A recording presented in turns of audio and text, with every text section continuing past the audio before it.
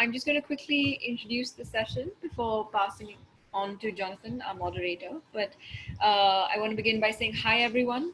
The Belong Online Literature Festival, or the BOLF, is an initiative of Belong, a social venture that seeks to bring discrimination-free services and experiences to people who face identity-based discrimination. We run programs for inclusive housing, inclusive mental health, inclusive research, as well as a book club and library for inclusive literatures. You can learn more about these on www.belong.net. Before we begin, we want to acknowledge the tireless effort of our festival partners, our media partner, The Wire, our cultural partner, the British Council, courtesy Johnson, and our accessibility partner, Access for All, without whom this event would not be possible. Now, on to this session. The session is on imagining new worlds of belonging, the role of utopias and dystopias, with Manjula Padmanabhan, Sukanya Venkatraghavan, Sethu, and Bishakh. This session will be moderated by Jonathan Kennedy, Director Arts of British Council, India. So that's all from me. Over to you, Jonathan. Looking forward to today's conversation, everyone. Fine, thank you. Thanks very much, and a very warm welcome from the British Council to our viewers online and our luminous panelists who are joining us this evening from across India and the US. It's the morning there and it's the evening here. The British Council is delighted to have partnered with the Belong Digital Literature Festival, whose commitment to equal access for audiences to hear from a diversity of writers and their stories matches British Council's values for cultural relations worldwide. The panel today will explore imagining new worlds of belonging, the role of utopias and dystopias. Both utopia and dystopia refer to imagined places, one marked by pleasure and perfection, the other often marked by suffering and injustice.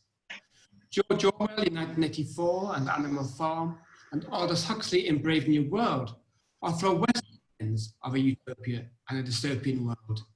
But today, I'm delighted to be excavating utopias and dystopias with the writers who all hail originally from India. Our esteemed panelists are Manjula Padmanabhan, Sukanya Venkat, Sethu, and Bishakh. Manjula Padmanabhan is an author, playwright, and cartoonist. Her play Harvest won the 1997 Onassis Award for Theatre. A weekly comic strip, Sukiyaki, appears in Chennai's Business Line. Escape and the Islands of Lost Girls are set in a brutal future world. And her three most recent books, Blood and Laughter, are a collection of short performance pieces, and a new edition of Getting There sees her funny and scary travel memoir, first published in 1999, out again. She lives between US and Delhi. Thank you, Sethu Jonathan. has been working in Malayalam for the past 5 decades, a banker by profession, a writer by passion. He has around 40 titles to his credit, consisting of novels and collections of short stories. Many of his works have been translated into other languages, including English, Hindi, German, French, and Turkish. His novels include Wind from the Hills, Once Upon a Time, and The Cuckoo's Nest, and The Flower Girl, among many others currently in print. Bishakh's work has appeared in The New Yorker. We Are Still Here, the first all-trans comic anthology, Beyond Two, the queer post-apocalypse and urban fantasy comics anthology, has been featured in The Strumpet, The Boston Review, Black Warrior Review, BuzzFeed, and The Huffington Post. And the graphic novel volume 3 and Little Nemo Dream Another Dream, her graphic novel The Apsara Engine is now published with the Feminist Press. Bishakh's graphic memoir Spellbound will be published later this year in the summer with Sleek Noise Books. Bishakh's artworks have also been featured in solo shows at Art Lexus Gallery and the Jaya Yoga Center, and in group shows at the Society of Illustrators and the Grady Alexis Gallery in New York, and most recently in the Netherlands. Sukanya Venkatraghavan is the author of The Dark Things and the editor of of Magical Women, a feminist fantasy anthology published by Hatchet, India. She started her writing career as a film journalist with Filmfare and then went on to become an entertainment editor of Marie Claire India. Sukanya has been part of the creative team, including scripting and researching for shows including Look Who's Talking with Naranyan on Z Cafe, Design HQ Season 2 for Fox Life, and Coffee with Season 6. She is currently working on her next book. So that's our stellar panel, and apologies for having mangled some of your names. It's my way. We'll be focusing very much on our writers and their book specifically this evening. Some house rules again, please use the Q&A for your questions, and then we'll goes in and selecting them for the questions for later on in the session. But now we'll start. And we'll start firstly by thinking about what utopia and dystopia means. It has many ways of looking at it, and it can be, in some ways, a little nebulous. So rather than keeping it nebulous, let's each in turn start to understand what you each mean by it and how you interpret it in your work. So, Manjula, we can turn to you first to give your hand on utopia and dystopia. Thank you, Jonathan, and thank you, the rest of the three of you, and thank you, Team Belong, for hosting this festival. I'll get straight to your question, Jonathan, and I'll go to dystopia first. In my opinion, dystopia is what we are experiencing in the world right now. We are living in a world where the differences between people have become literally life-threatening, and when the air itself is a source of danger, and when we don't trust, we detest, and we don't even know our neighbors. So this, in my view, are the features of the dystopia in which we are living.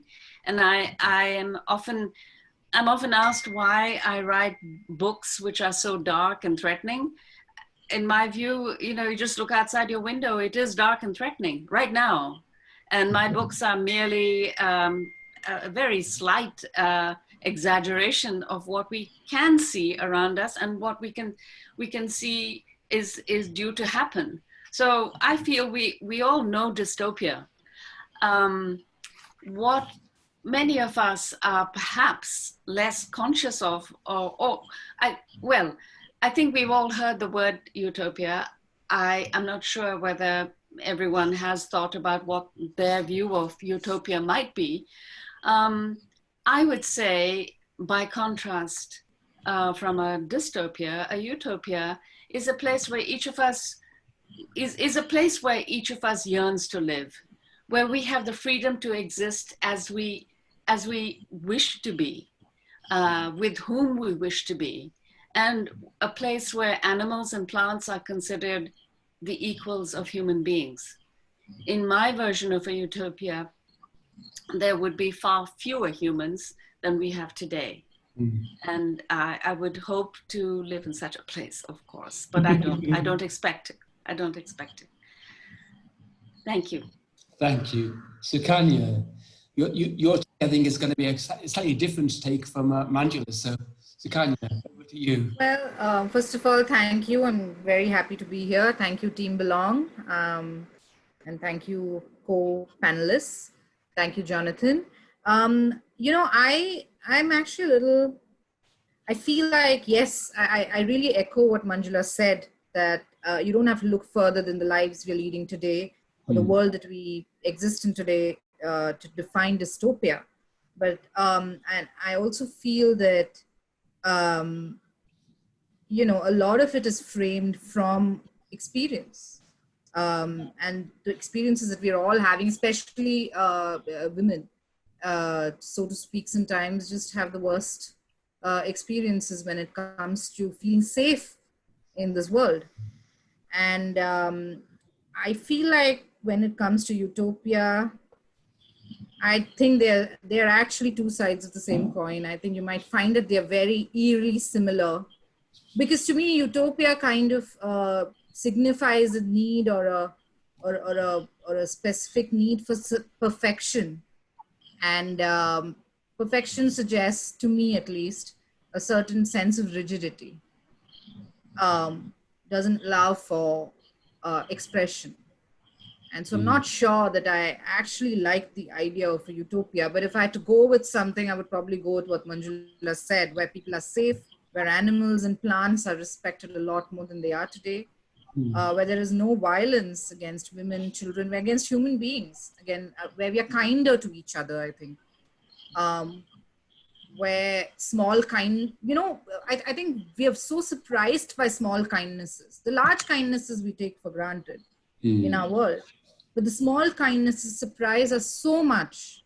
And I think for me, a utopian state would be where even the small kindnesses didn't surprise us, because that would be a natural state. Lovely.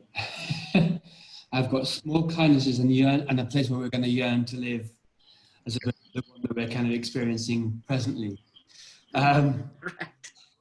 Sethu, you grew up in a small village in Kerala. I wonder how your take on that as a kind of idyllic place compared to the one that we're perhaps excavating and experiencing at the moment is perhaps different from your writing. But let's over to you in terms of your take on both sides of the equation of the coin, Sethu. Well, thank you, Jonathan. Thank you, Team Belong. Welcome, my panelists. See, you put it so bluntly, I would say, rather. See, I grew up in a small village where obviously there are so many myths, legends, and fables, and that sort of thing. I grew up among all those things. So you will be surprised. The first Academy State of Academy Award I got for my short story collection was called Pedisopnangal. That means nightmares. See, the thing is that I do fantasize a lot. So do my characters. Even now, in this present day world, I sometimes pinch myself and ensure that, okay, this is a real world. I doubt very much whether this is too real or too unreal. See, the borderline is blurred, rather, it's very thin. See, as I told you during our talk, when George Floyd cries, I can't breathe, or a 2-year-old boy lifting the cover of her mother sleeping on a Bihar platform, just unknowingly, she doesn't know that her mother is dead. That was during the long walk of the immigrants. See, these are all things happening now. Any day, anything can happen the world over. So no country is different. As of our country and the neighborhoods, the communal divides, and that sort of very disturbing issue. I would personally say my village was one of the earliest settlements of the Jews about 2000 years back. When I was in the school, there were around 200 Jews in our village. I had good class buddies. When they started migrating, when Israel was formed in the 1948, it hurt us so much. And again, see, that was the rare harmony of 4 religions. We had a hillock atop, we had Krishna temple, down below we had a mosque, then a synagogue, and a Christian church, all living within 400 meters radius. See, something you can't imagine now. This sort of harmony happened about 600 years back. So when I grew up in this sort of an atmosphere, I feel very disturbed. That's why I said, is it a dystopian world or a utopian world? The borderline is very thin as of now. Thank you. Thank you. Yeah, it's a sense that one and the other are close partners and bedfellows. They're kind of opposite sides of the same coin. Flip the coin, and either way. Bishakh, you work very differently. You work in kind of graphic novels and really beautifully pen and ink drawings. It's a very different kind of interpretation in terms of the medium that you work within in terms of dystopias. Perhaps in terms of that sense of identity and the slipstream of identity and gender, that's something that's key to your work, and how you would locate that in the concepts of dystopia and utopia. Your take, yeah. Okay, thank you. So first of all, thank you for having me. Thank you, Jonathan, and thank you, Team Belong, for including me on this panel. Actually, I wanted to echo what Manjula said about dystopias. And it makes me think of when I was writing a short story for an anthology of queer dystopic stories a while ago. And for me, that required, at the time, I think it was pre-Trump. So it required an active imagination on my part to imagine a dystopia. Mhm.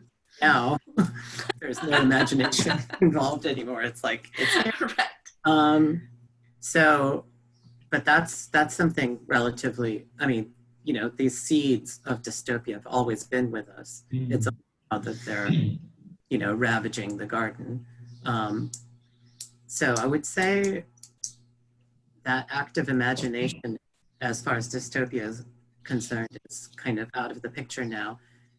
And where utopia comes in my work at least, is bringing back the active imagination, using imagination as a way to open up possibilities, open up worlds that aren't possible right now, but that you can envisage.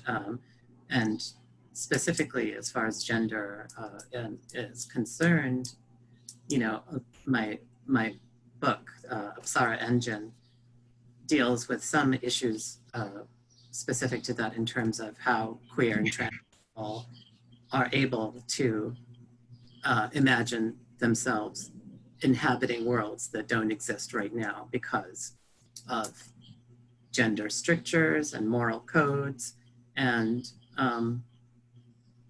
just limits that limits to imagination and to compassion and empathy, you know.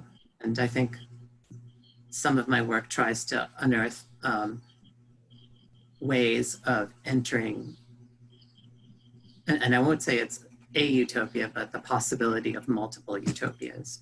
I'm not sure what those utopias look like, but I think what the work is trying to do is say that there's a whole constellation of possibilities. And I think that in itself is a sort of utopian endeavor.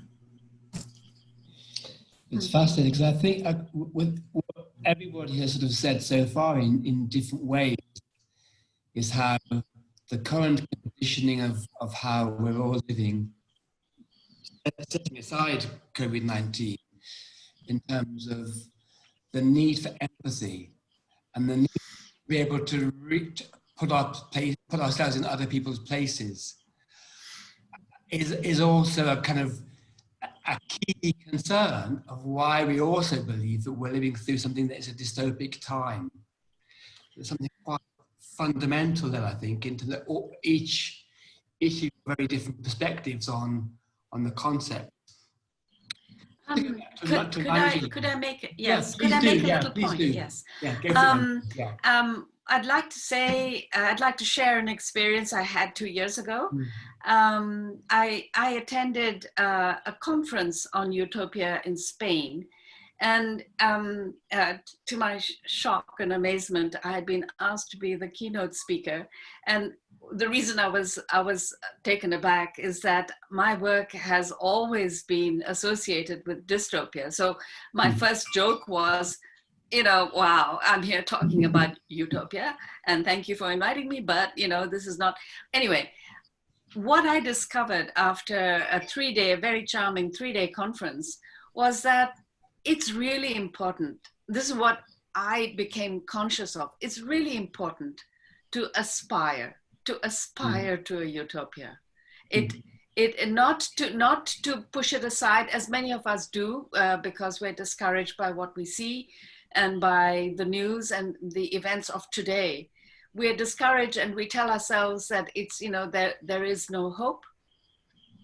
What that conference, and it takes place every year, and in different locations around Europe, is that to aspire to utopia and to describe it, to describe our many different aspirations, is not an empty activity. It is worth doing. It's worth aspiring to.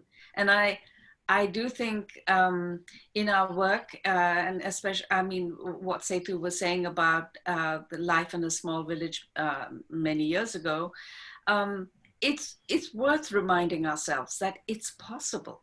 It's not a dream, a fantasy that can't be aimed for. Maybe not not perfectly, but it can be aimed for. We shouldn't give up. We shouldn't give up, but by very stark contrast, you should also know that my background is in theatre before I joined the British Council. So when I discovered the playwright, that gave me all kinds of ways of thinking about how to interpret it. And I'm reading the synopsis of Harvest, contrast to the aspirations and the dreams that you've just described about a cannibalistic future. Not future. The cannibalism is happening right this minute. In many ways, we are, if not physically eating one another up, we are eating up the space and even the air of cultures and communities right around ourselves. The wealthy are cannibalizing the poor in every possible way. And if we look aside from humans, then the animal world is physically being consumed. So I don't think Harvest is a fantasy at all. Sadly. It's a reality play. Yes.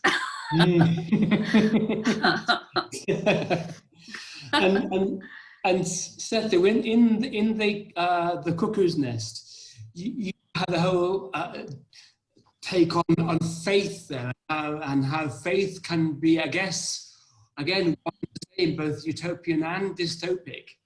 Could you add on how you explore that in the Cuckoo's Nest? See, frankly, I am an incorrigible optimist, to be very frank.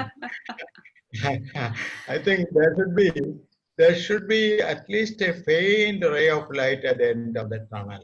See, basically, all is not lost. But although things are very murky outside, basically, I think things could improve. See, during the emergency, what we had seen, what we had experienced, it was darkness all around. We thought, there's no point of return. But suddenly things changed.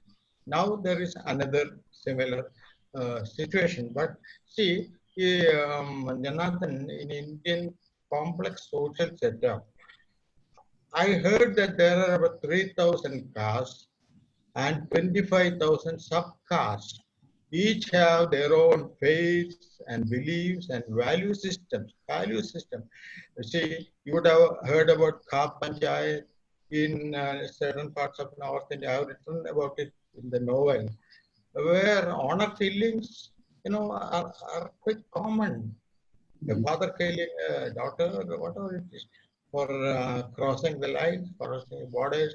I've written about it in that particular novel. About this Cuckoo's Nest, basically, it's not against a particular community or a religion or what is it, because the protagonist, Sister Agatha, She is an ardent believer in Christianity.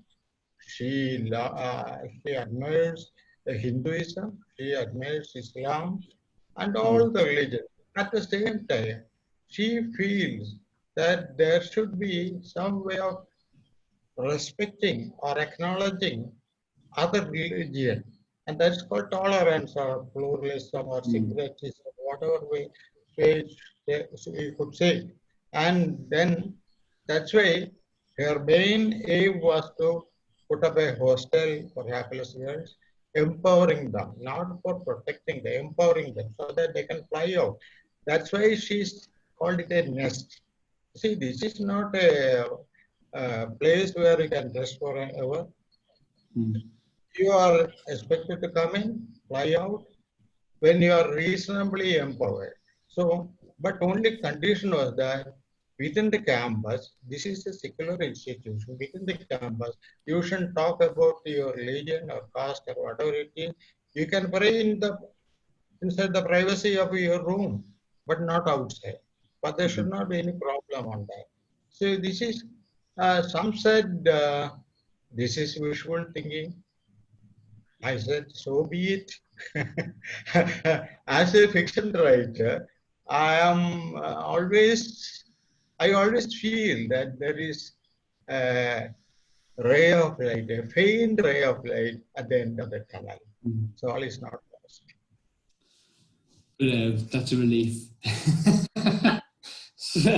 So Kanya, Dark Things is a very different kind of take, in that you have a vengeance-seeking vampiress. Tell us how she seeks her vengeance, and what's her cause, and what's the reason for that starts that motivation for vengeance. So Dark Things is about a yakshi. Sethu sir will know what a yakshi is because it's very entrenched in Kerala folklore. And I grew up listening to tales of the yakshi when I was a child, living in a small town in Kerala. And I was obsessed with the yakshi. There was a champa tree, a frangipani tree in the school I studied in. And the nanny would tell us to not go near the tree because she said there's a yakshi there and she's going to eat you up. And that made me want to go near the tree even more. And there would be this bed of white and gold flowers all around the tree. And I would be obsessed with the smell and the shape and just, I didn't realize how obsessed I was with the idea of a yakshi. Also because there are these books in Malayalam called the Aidihya Mala, which have all the folkloric stories.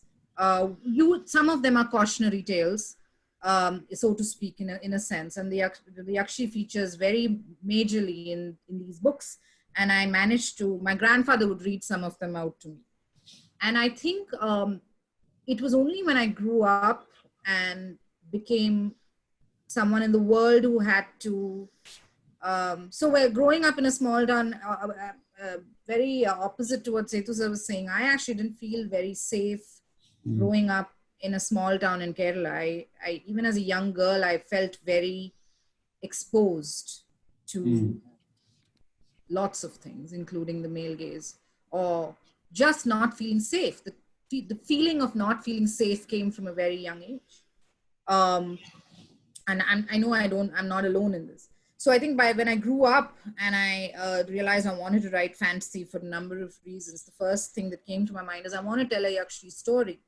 Because it's only when you delve deeper into the yakshi psyche, do you understand that the reason she kills men the way she does, in that bloody fashion that she does, is because she has been wronged. You know, there is violence there, and very often sexual violence. And I think I was channeling a sort of rage when I wrote Dark Things. And I didn't realize this when I wrote it, but Dark Things has 3 worlds in it. It has the underworld, which is Atala, Prithvi, which is earth, and Akasha, which is supposedly heaven, or Amravati, or it has Apsaras too, Bishakh, and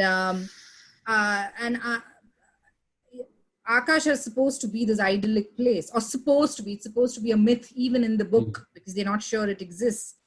And then you realize that this was brought to my notice by a lot of readers, couple of readers, that the Yakshi, no matter if you have magical powers or no, the Yakshi and other characters in the book, they're not safe in any of these three worlds.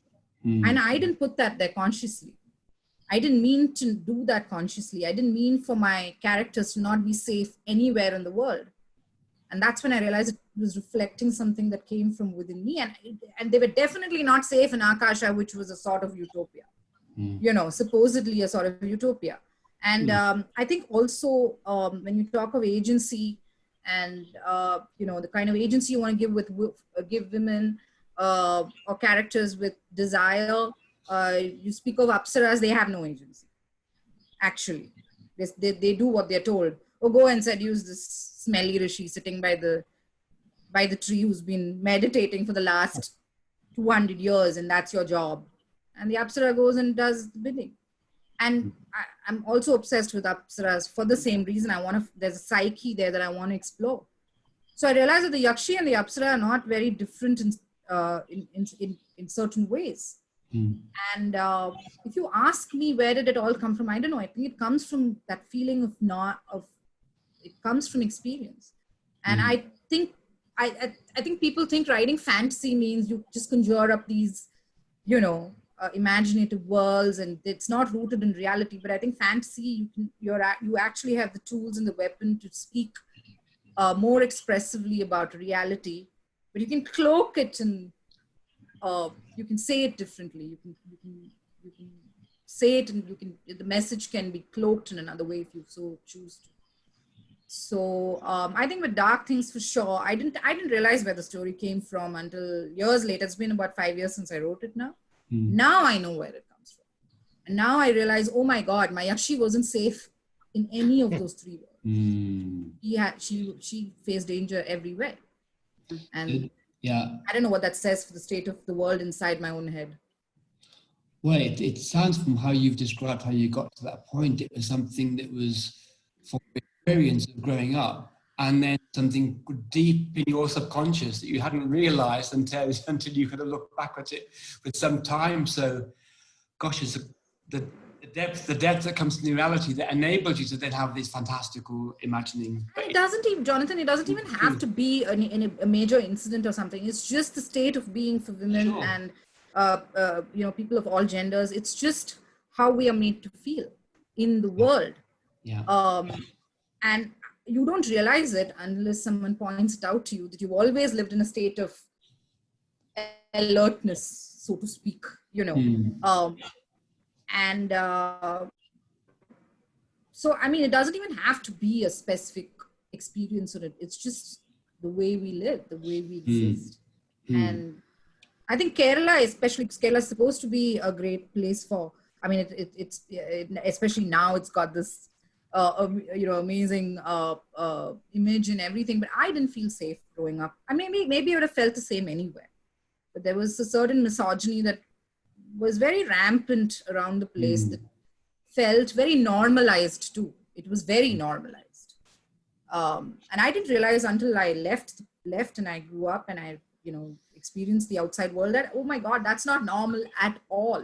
And I had to unlearn so much about even my own conditioning and my own thinking. So, yeah. Just to move to Bishakh in the States. A Sparna Engine is a series of kind of 8 short graphic stories, and there's a really beautiful quote that I read. So I'm just going to cite it because it'll help open up a kind of different take on the politics of identity, as you think is coming through in terms of the conversation that we're having. The quote is from the Rumpus, which says, it's a shape-shifting global cities erupting with queer intimacies and witty banter in 8 eerie and tender stories.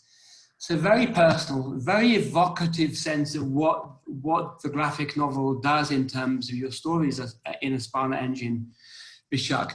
I wonder if you could kind of give us again that flavor of where the well of it came from experience that then informs the imaginary world that you create.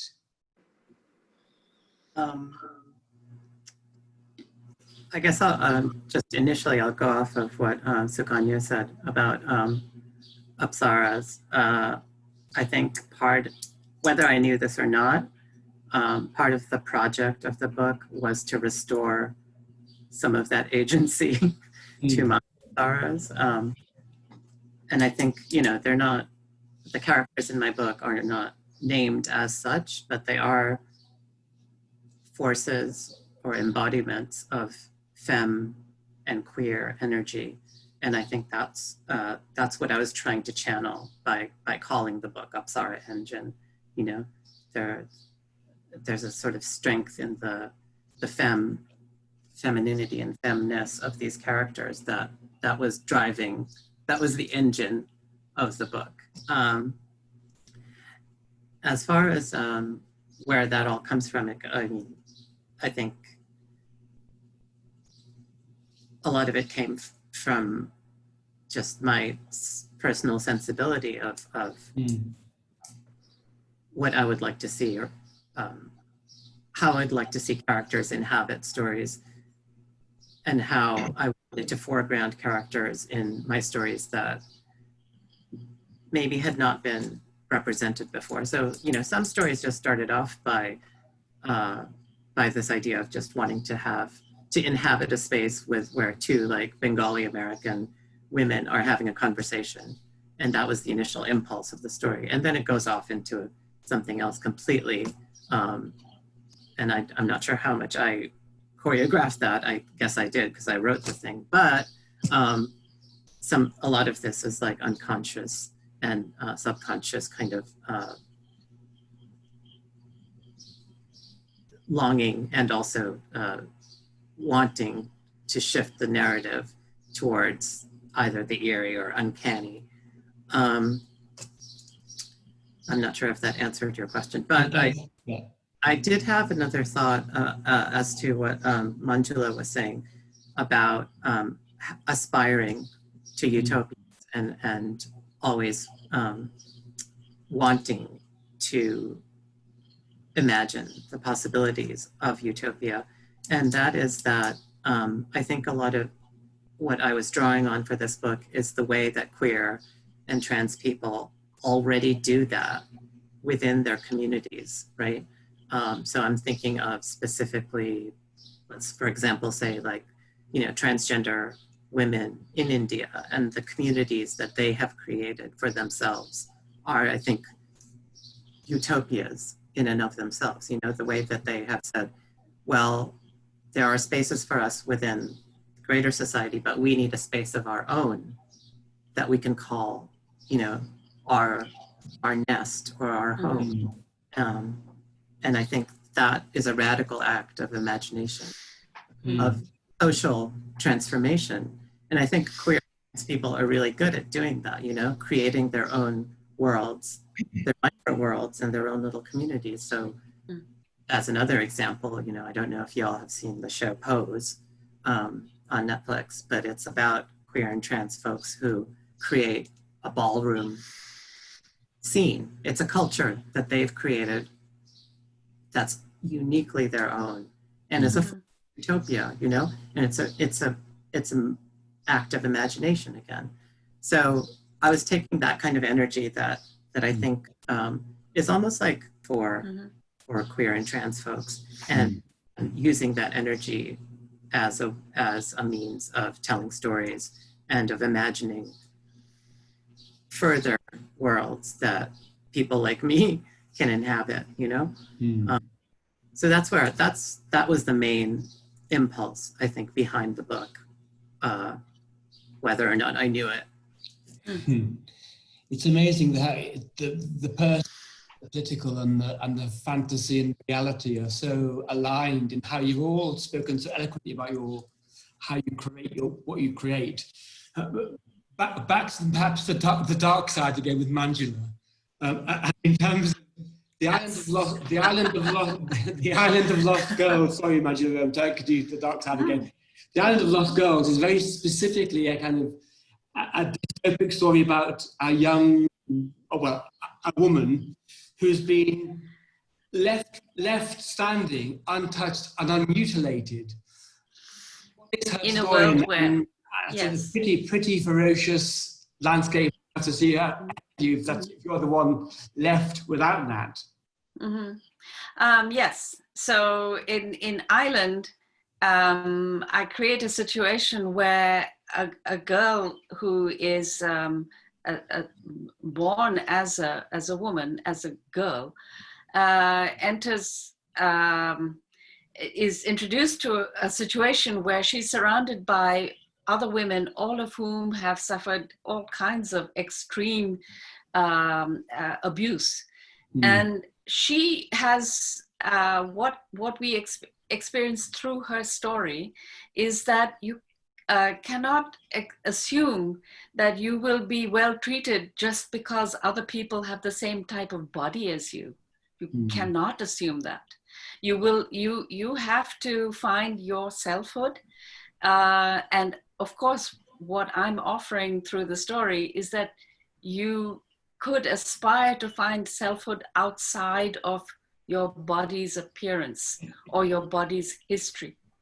And I think what I'm attempting to explore through the story is the ranges of otherness, even within specific genders, that you don't have to be either the one or the other if we're just doing binaries.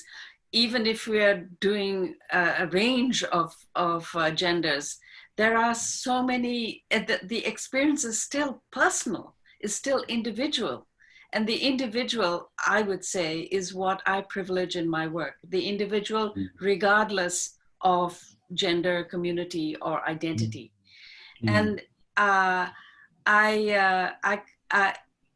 would like to answer a point raised now, I've lost track of who raised it, about dystopia, and I can see questions coming in. And one person has said, with the rise of authoritarian regimes the world over, has dystopic writing become more difficult? And I would say, no, it's much easier because you can see it and people don't tell you you're making it up. I'm not making it up when I say that people are pretty much consuming one another. You can read it, and in the papers, and of course in on Twitter and Facebook and so on. So I would say the fact that we are experiencing dystopia all over the world right now is in some ways it is a relief not to have to pretend it's not happening. I mean, listening to the two accounts from Sethu and Sukanya of the state, which is regarded as God's own country. I'd like to make a point. It's of no consequence because I don't think state-wise belonging has any real meaning for me. But in fact, I am Malayali. I don't speak Malayalam. I've never lived there, and I am amused that we have two Malayalis who see two different views. And the point I'm trying to make is, I would prefer if we could recognize the darkness around us in India as much as anywhere else in the world, rather than to cling to a notion that we have a wonderful country, there's nothing wrong with us. If there are problems, there are only a few little problems somewhere. They don't concern the overall image of this glorious country.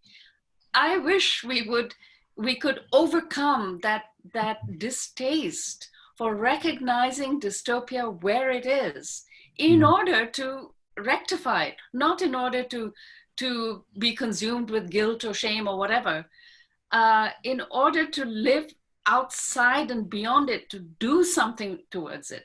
And I'd just like to end with, because we're suffering from a pandemic, if doctors could not identify a disease, it could not be cured. I mean, even when you do identify it, you can't guarantee a cure. But at least there is some hope for a cure if you can identify it, if you can name the disease. So since one of the purposes of this panel is to talk about the virtues of either, then I would say that's the virtue for all of us of describing and talking about dystopia, so that we can root it out or attempt that. I actually want to add to what Manjula said, if I may. I think when she spoke about, we refuse to see the rot in the country, I'm paraphrasing. I think it comes from our almost obstinate culture to only see our history or mythology, which is where we derive a lot of our belief systems from, in only a particular way, in a one-dimensional way.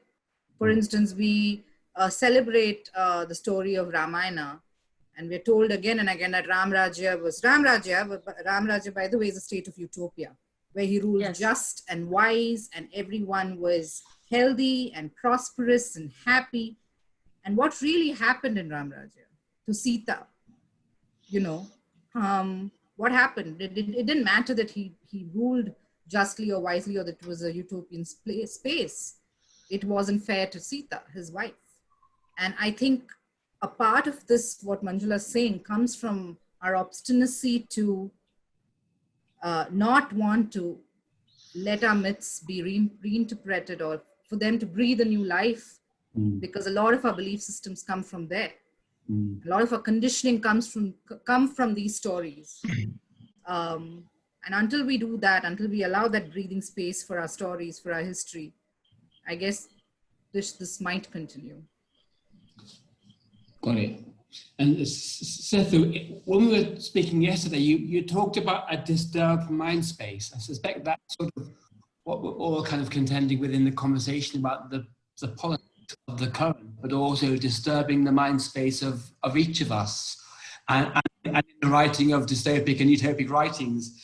I think it was Devi, the character that kind of has cut across other books as being a kind of regular kind of character who exists in this disturbed mind space. I wonder if you could just give us a handle on how she got to that point. Before that, I think I'll explain a couple of points.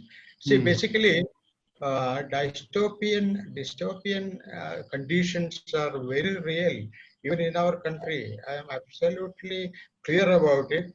I've been a part of these issues, and as a socio-political issue, we have been raising it, we have been talking about it, writing about it. The sort of conditions, theory conditions prevailing here, no doubt about it. But there has to be a ray of hope somewhere as a fiction writer. Now, this particular point about this Pandapuram, before that, when Sukanya was saying about Yetchi, I would say, my village, during my school days, we didn't have power, we didn't have electricity. It was all darkness around. So in the darkness, we could see a number of Yetchis here and there, top trees, top sometimes loitering here and there. Yetchis, conceptually, they are out to take revenge against men. See, some of them would have wronged them. And in the process, they want to take revenge. So, a takeoff from this is my Pandapuram, which I wrote about 30 years back, which has gone into 10 languages, including German, French, Turkish, and all that. 2 films have been made in Bengali and Malayalam. And see, this is about Devi, a central character, who was abandoned by her husband. And she did not know what was wrong with her. Why was I abandoned? There should be some reasons. So she used to go, she is a village school teacher. She used to go around asking her relatives, the community leaders, and the people at large, what was the problem? Where did I go wrong? This man has just disappeared. That this thought process was growing in her mind, and she literally creates an imaginary mind space. And she wanders through that.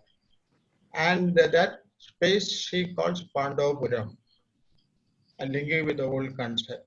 Then she creates an imaginary paramour, and a guy who tries to make the best use of me and all that. So ultimately, she is trying to take revenge against her husband through this imaginary paramour. So At the time, it was basically when the novel was published, now topmost weekly. They said something wrong with this guy. He's a crazy. He's nuts. And they said, at least the Madhurabhumi, the major editor, M.T. Vasudev Nair, well-known editor, he should have seen to it that such stuff are published. But now it's supposed to be one of the modern classics in Malayalam, and it has gone in so many editions. And apart from that, I am somewhat known as the only feminist writer among the male writers. See, I take it as a compliment. I take it as a compliment because the kind of freedom I enjoyed while writing this novel, my mind was wandering through the weird mindscape of Devi, and I enjoyed every bit of it. And the most important thing is that even the youngsters born after Pandapuram, even the 20s and 30s and all that, they love the book. It's a different kind of reading, something which I had not fathomed.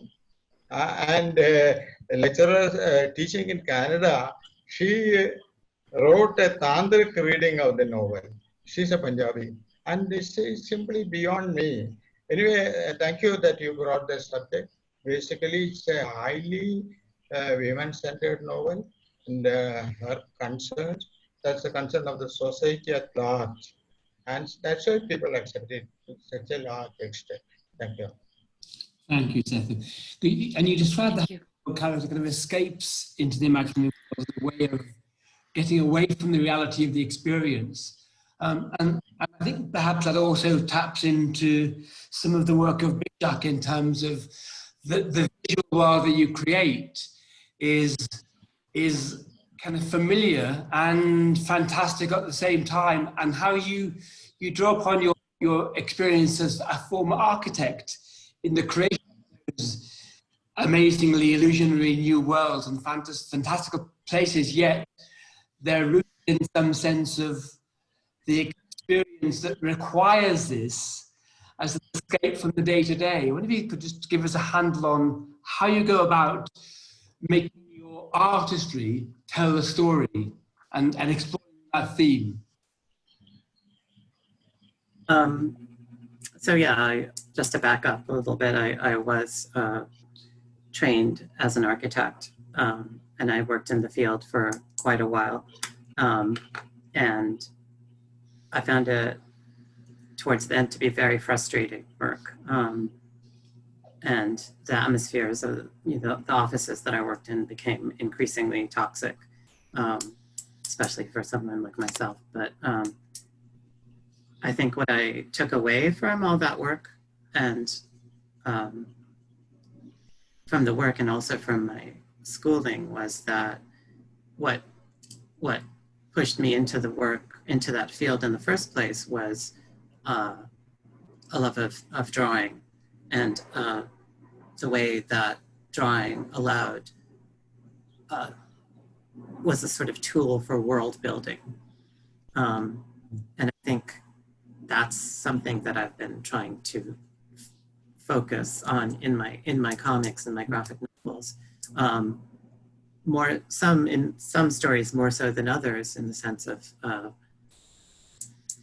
sort of where the world building aspect becomes the focus of the story. There's examples of that in Apsara Engine, but as you were saying, there are also examples of stories where I create worlds that are familiar, worlds that might look like my neighborhood here in Brooklyn. And I think creating those worlds for me has become easier because of my background in architecture, because I'm able to draw physical contexts that in some sense are believable. You could sort of imagine that this character is in a bar in Park Slope having a drink or something. But then there are things that happen within that world that swerve it into uncanny. And in some cases, it's to do with the way the characters interact with each other. And in some cases, it has to do with the architecture taking a sort of fantastical turn. So yeah, I mean, it's like, I think of the architecture sometimes as another character in the story, you know? It's not just a background. It becomes a living, breathing environment, much as the characters themselves sort of choreograph a social and psychic environment amongst themselves.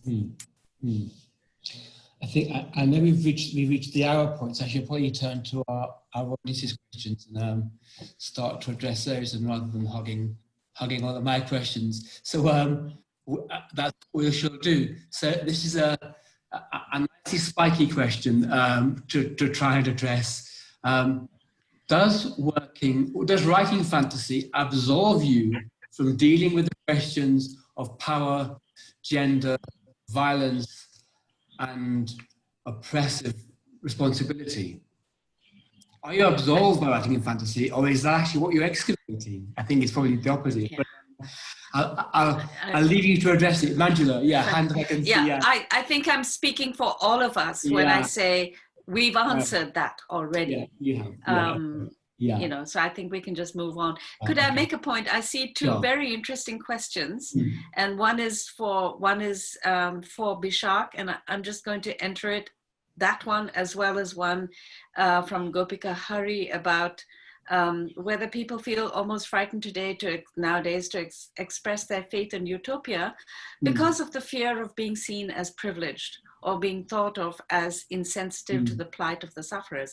And the one to Bishakh is also a very interesting question, suggesting, it says, how do you think language becomes a system that needs... Bishakh, I'm of course going to let you deal with that. I'd like to make the point, though, that as someone using English as my only method of communication, I don't speak any other language. I have very often felt that English is a little unusual amongst the world's, I mean, there are other languages similar to it, but in English, we can use a neutral gender, which in many other languages, including French and Hindi, you can't express a neutral. You have a very bipolar reality with only male or female.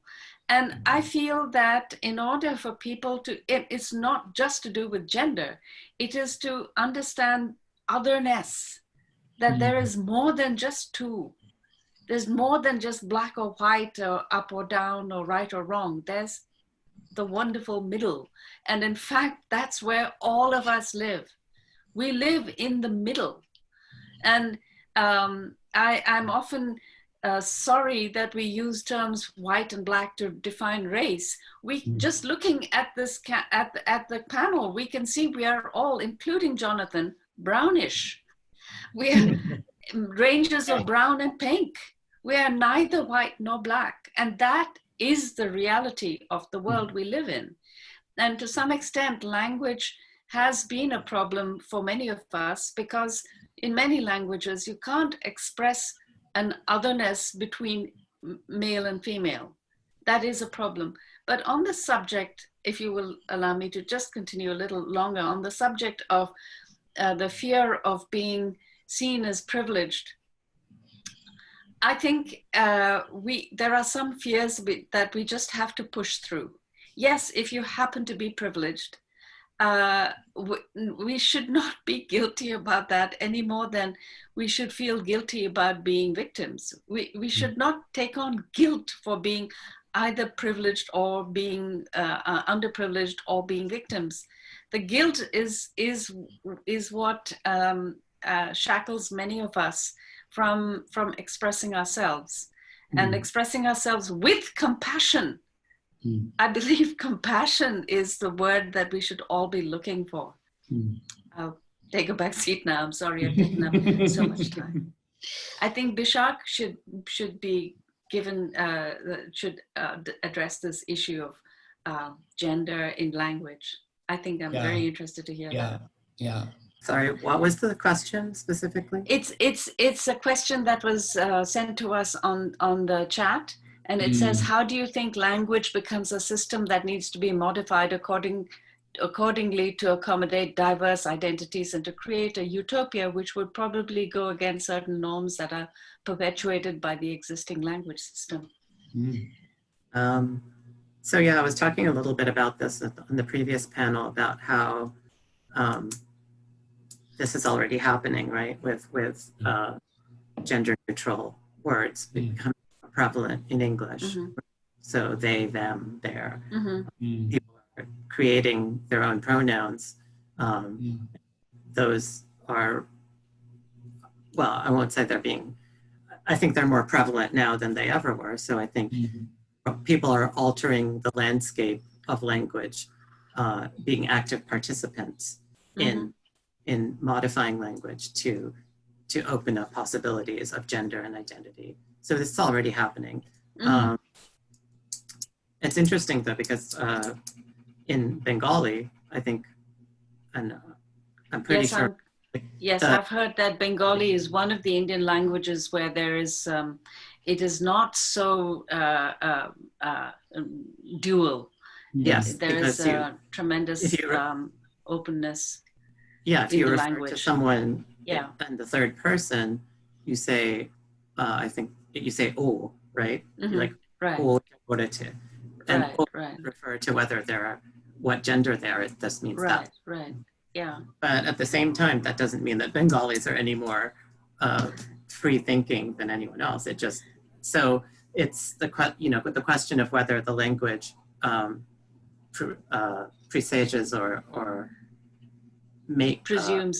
presumes a sort of state of mind is a fraught. I think it's a more complex issue than I'm ready to take on. But I will say people are doing the work of using language as a tool of liberation. Right. Sukanya, there's been description of your work as kind of the firepower of feminist fantasies. And I wonder whether you could talk about the firepower of that. And I think that's a kind of such a powerful word in terms of what is the firepower of the fantasy and how does it work?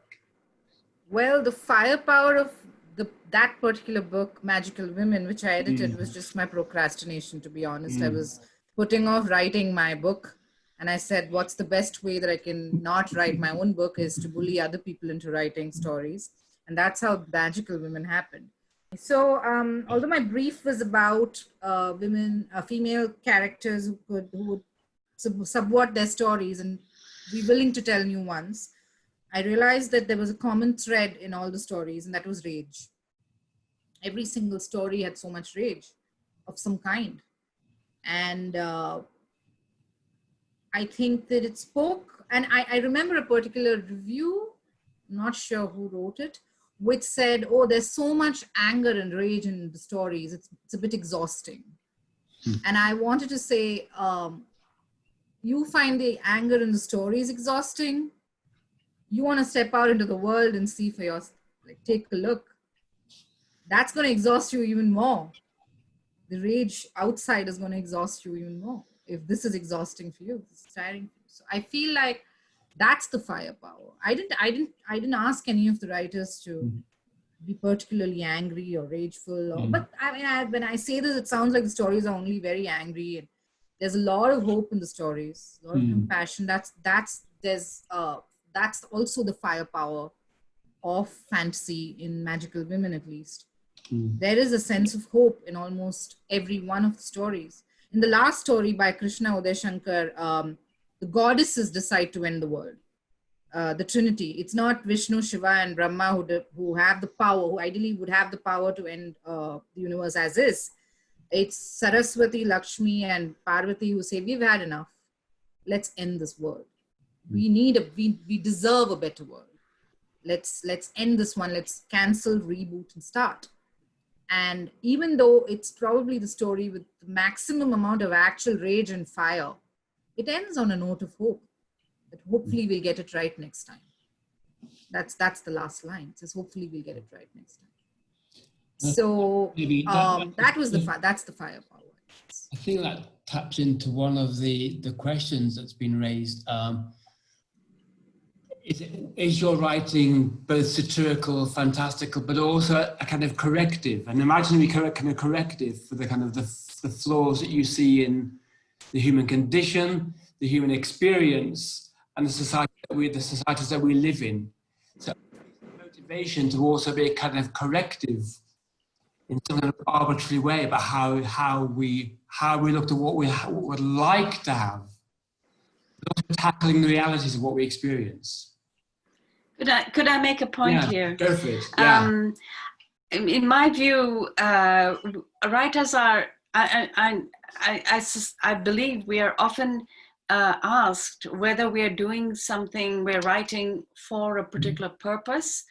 I'm not sure whether questions like that come out of the Indian context, where for very many millions of people, writing is connected to textbooks and to learning. The concept of writing for purposes other than some kind of medicinal use is perhaps a little unfamiliar to the general reader. And speaking for all four of us, I suspect that ideally we write to express, to share thoughts, to share hopes and dreams and nightmares, but not to effect a particular purpose. We're not medicinal. At least I don't set out to improve the world. I might be causing a lot of problems. I'm not setting out to either do or not do something good, even though maybe, you know, my mother would wish that I did that. That you know, I only produced work that would be of use to humankind. But sadly, I'm not that person. I am in that sense, and I suspect that's true of all of us. I write for the truth of the work and the truth of my vision, not to affect, to be, you know, to do something very specific, such as change the world. If it does, well, great. I mean, if it changes it for the better, but that's not my, you know, that's not my approach. That's not why I write, to do good. It would be nice, but it would be nice if I were that person. Yeah. Sethu. Yeah, well said, Manjula. Actually, I also won't say that I have written some stuff with a specific purpose and all that. Because basically, after all, it's all your own self-satisfaction. You have something to express. You have been dreaming a lot, whether dystopian or utopian or whatever damn thing it is. Basically, it's a question of you want some kind of expression, space for expression. And this is the only thing you know. Because you cannot sing, you can only write. So this is what I've been doing. Basically, I have no doubt about it. Although we are criticized in Kerala, you know, highly politically sensitive state. See, I will give one small example. When I wrote this novel Alia, which was published by HarperCollins in English, about the migration of Jews and all that, I was criticized by some of the leftists. See, why don't you write about the Palestinian issues? Why do you write about Jews? And I was criticized. I said, you know, I know only about the plight of the poor black Jews of Kerala who had to flee. See, basically, and when I raised this issue in the Jaipur Literary Festival, there was a big laughter. They said, you're absolutely right. You're a writer, and you have to basically write about what you know, what you have seen, what you have experienced. Yes. Yeah. So it will be working at cross purposes. It need not be politically politically comfortable, politically right also. I was criticized that this novel is not politically right. You see, I beg to differ.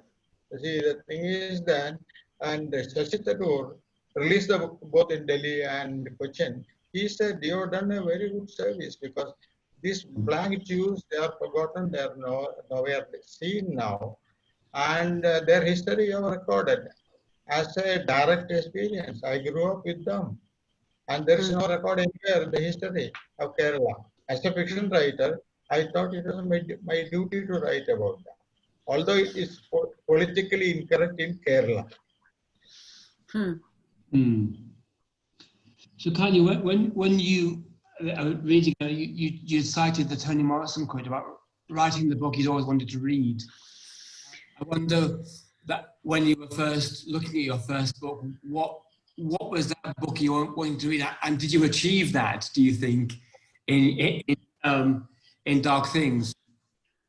Did I write the book I wanted to read? Yeah, I think so.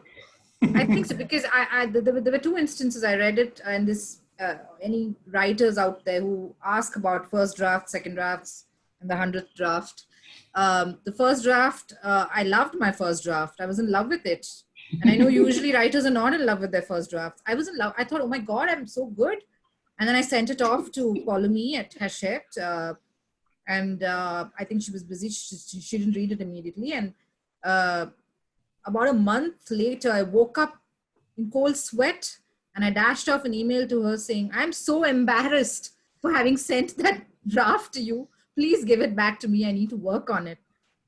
This can't be the story. And then I did 2 more drafts. And then when I read it, I was like, it's all right. It's okay. So I was in love with my first draft and I got over it very quickly.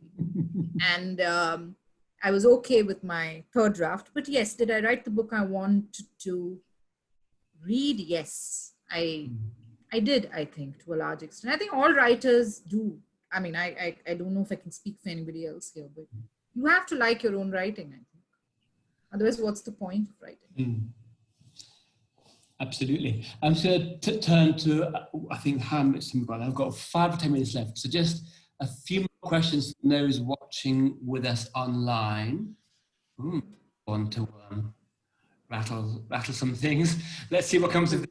So, wouldn't a world rebooted and made new by women's formulas also turn to become a dystopic? I would say yes, of course.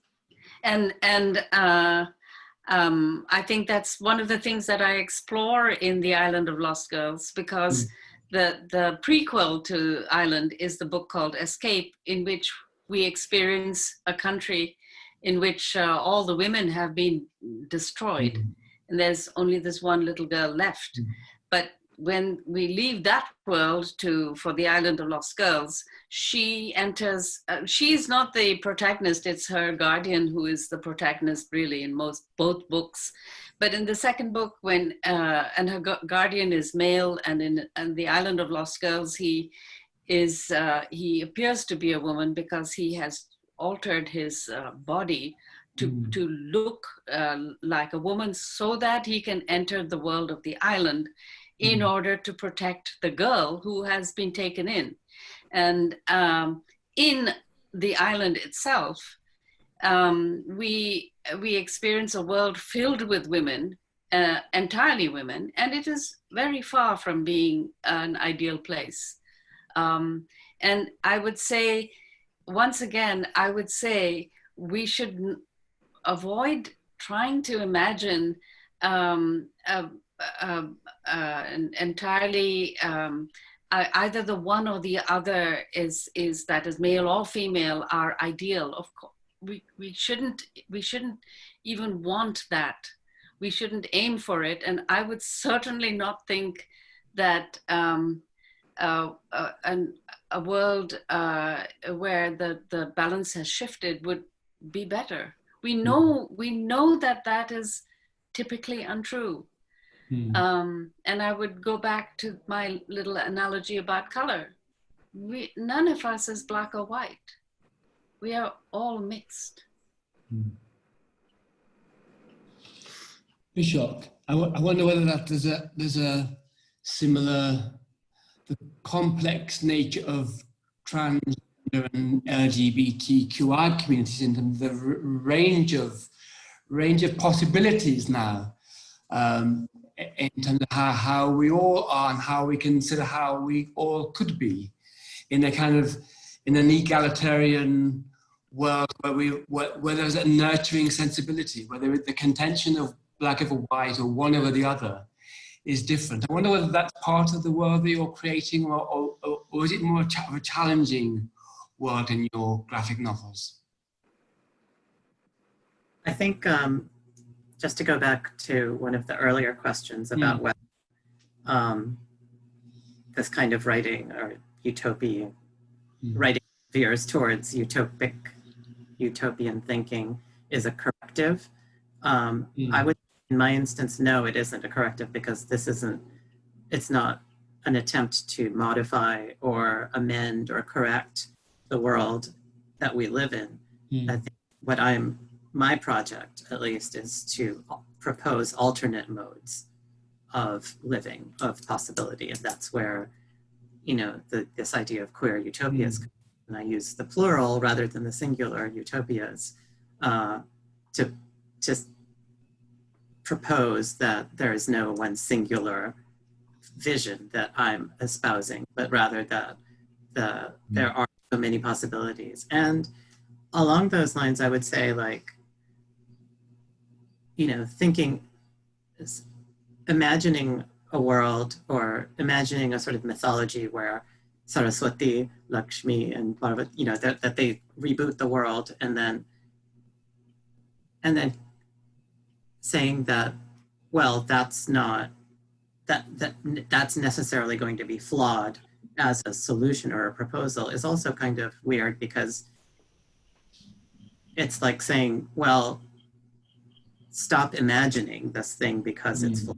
It's like you have to imagine all the possibilities inherent in this proposal in order for you to propose it in the first place, which I believe. And I say, right now in 2020, people like, trans girls like me, women, femmes, queer people should be allowed the space to imagine what we want to imagine and to propose worlds, however flawed they are, and to say, these are the worlds that we propose that we are going to inhabit.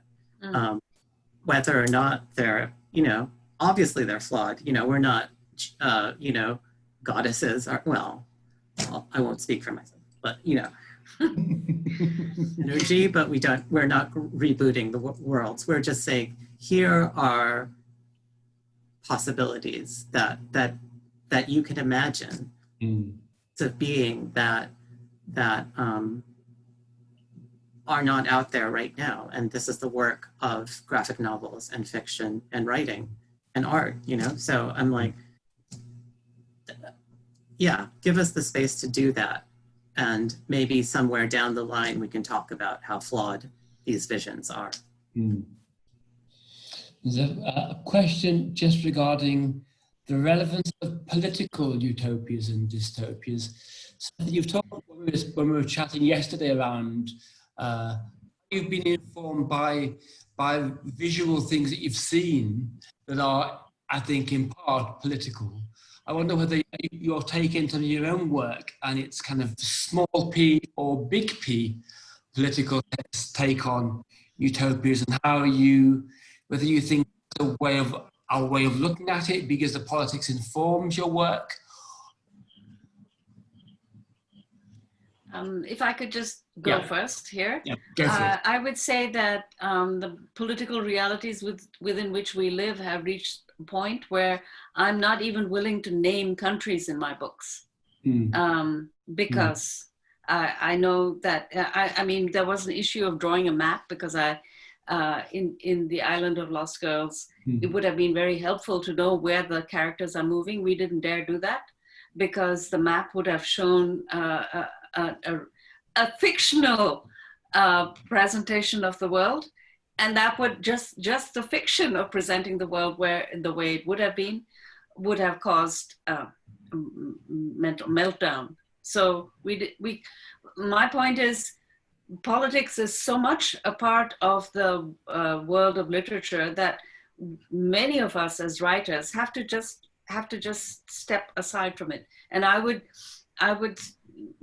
believe that we have to formulate a language which sidesteps the existing words and titles and names in order to talk about people the way that we don't, many of us don't refer to our great leaders by their actual names, but we use various little ugly pet names in order to avoid setting off the social media demons. So yeah, we live with it all the time. We have 2 minutes left, in fact, so we're almost at the end of our 90 minutes. That has whizzed by, I can't tell you. I had one question that I haven't asked anybody, but I think we won't go there because I think time is running out and it's probably right. So what I will do is just say thank you for all of those watching with us online and asking so really good questions. Thank you very, very much for joining us, Manjula, Sukanya, Sethu, and Bishakh. Thank you. Thank you so much. Thank you, Jonathan. Thank you, all of you, Bishakh, Sukanya, Sethu. Bye. Yeah. Let's all start reading the books now. Ciao for now. That's not happening. Bye. Yeah, we're always talking. Let's start reading. Yeah. Bye. Bye. Thank you. Bye. Thank you, everyone. Thank you, Jonathan. Thank you, everybody on the panel. And okay, I'm leaving now. Bye. Thank you, Manjula. Bye. Thank you, everybody. And with this, thank you, everybody in the audience. I have seen a lot of you have been around with us the entire day. So thank you for sticking around. Once again, I would like to acknowledge the tireless efforts of our festival partners, our media partner, The Wire, our cultural partner, the British Council. Thank you, Jonathan. And Access for All, without whom this event would not have been possible. It has been great. It has been a great second day. And I look forward to seeing you all tomorrow. Bye-bye. Good luck. Good night. Thank you. Thank you. Thank you.